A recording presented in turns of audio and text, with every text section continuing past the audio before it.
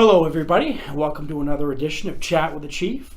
As always, I'm your Chief, Jared Mills, and today I'm here with Staff Sergeant Bear, who's in charge of our information technology within the Augusta Police Department. Sergeant Bear, tell us a little bit about yourself.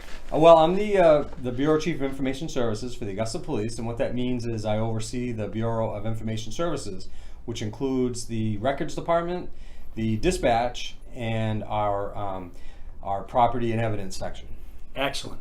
And you've been with us almost 25 years, is that accurate? That's correct. In April, I'll have 25 years with Augusta Wow. PD. Well, we thank you very much for your service.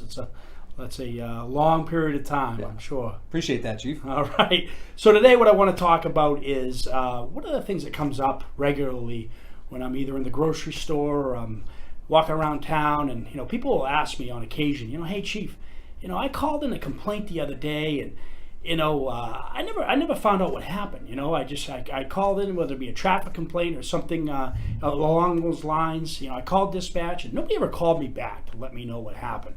Now we got the staff sergeant here to explain as to why that is, why people don't receive calls back, and how you can actually go about asking to get a call back. So why does that happen, Staff Sergeant Bear? Well, essentially, our dispatchers will take your calls every day, 24 hours a day, 7 days a week. We run a full-time dispatch center here at the Augusta Police Department. And essentially what will occur is, depending on whether you call 911 or if you call Augusta PD directly, they'll answer that phone call and they'll respond to it. What will happen is they'll have a series of questions that they'll want to ask you depending on what the scenario is. Is this an emergency call that needs the fire department? Does it need a rescue ambulance? Does it need the police? And most times they're trying to gather that information as quickly and concisely as possible and then put that out to the proper patrol units or the rescue or the fire department. And sometimes it could be in another jurisdiction. We do get those calls from time to time. And then we have to try to track down which proper authorities need to be notified.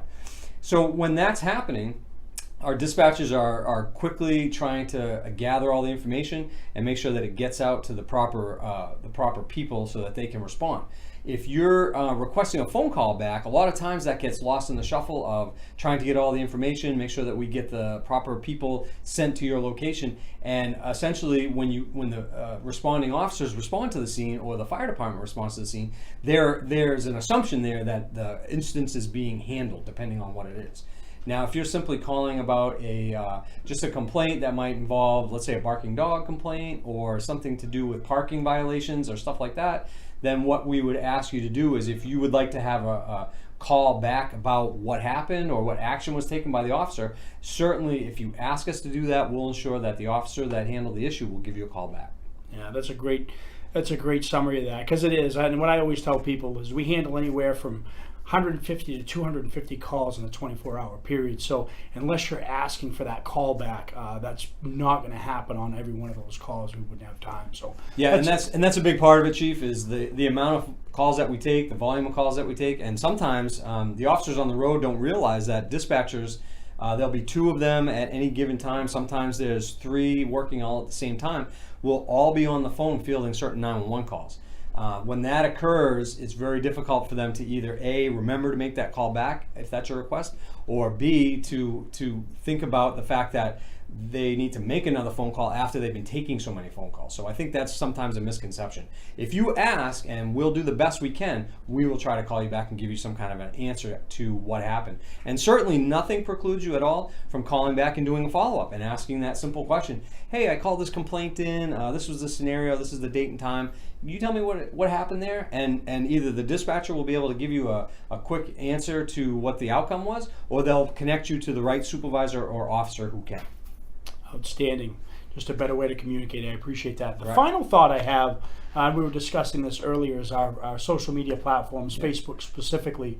When people, or Facebook, Instagram, or Twitter, when they report something in, Sarge, what are we seeing sometimes that we want to get the message out as well? Okay, what happens a lot, and we love the fact that people are willing to communicate with us through the Facebook Messenger.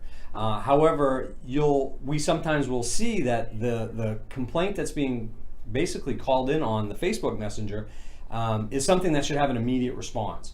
And one thing that we want everyone to understand is that our social media is not monitored 24 hours a day, 7 days a week.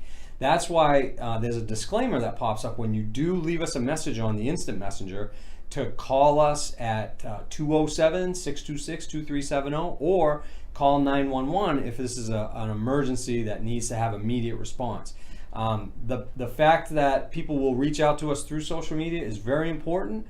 We want to continue to use that essentially means of communication, like the chief said earlier, with everyone out there. But at the same token, we want you to all to understand that there is no one person or no one entity within the police department that can monitor our social media 24/7.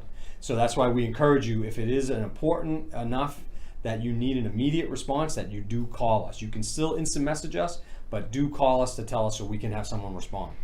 So what you're saying is it's not really a place to actually report a crime or anything like that. They still need to call us. That's correct. If you would use that as a means of giving us some information maybe that we could follow up on, or telling us about something that we might be interested in knowing about, or sharing some information, that's the best thing for that. Excellent. Well, that's another edition of our Chat with the Chief. I thank everybody for tuning in and have a great day.